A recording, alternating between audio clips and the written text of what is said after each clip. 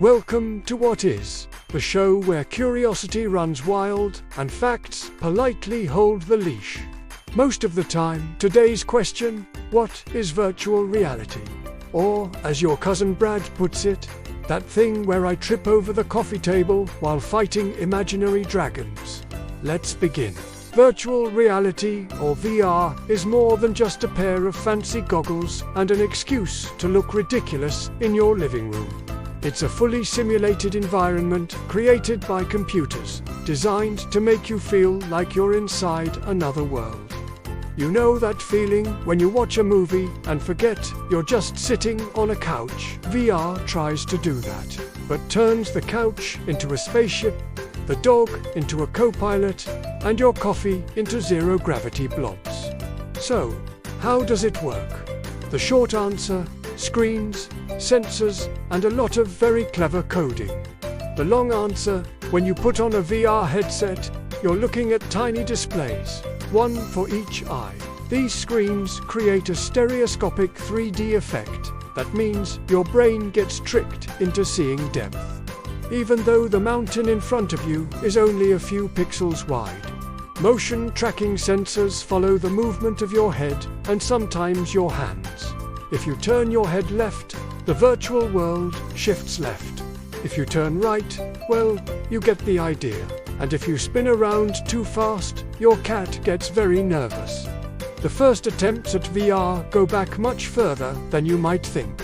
In the late 1960s, a device charmingly named the Sword of Damocles was considered one of the first VR headsets.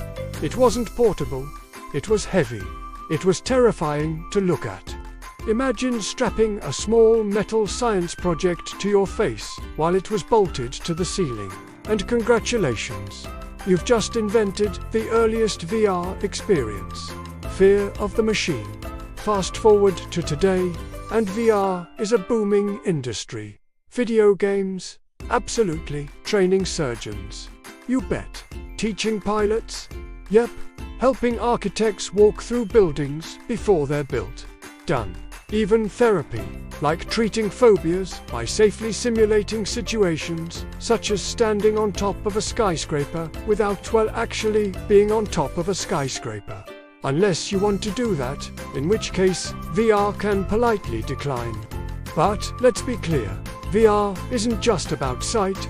Developers are adding sound, touch, and sometimes even scent into the experience. Imagine playing a cooking simulation where you can smell the food and then realizing you still can't taste it, because real life hasn't caught up yet. This phenomenon, friends, is known as VR food sadness. Of course, VR has challenges. Motion sickness is one.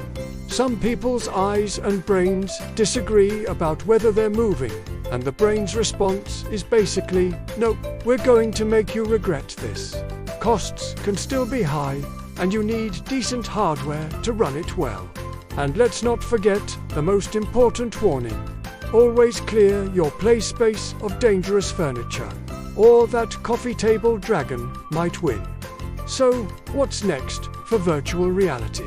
We're looking at lighter headsets, more realistic graphics, improved tracking, and shared VR worlds where multiple users can interact like they're in the same space. Social VR, if you will. One day, VR might be as normal as using a smartphone, except instead of scrolling, you'll be exploring virtual cities, attending concerts on Mars, and maybe even taking a holiday in a world made entirely of marshmallows. Yes, that's an actual possibility. No, you still can't taste the marshmallows. Whether you're using VR for work, play, or just curiosity, it's an incredible reminder of how far technology has come. We've gone from clumsy ceiling-mounted goggles to sleek devices that can take us anywhere, instantly.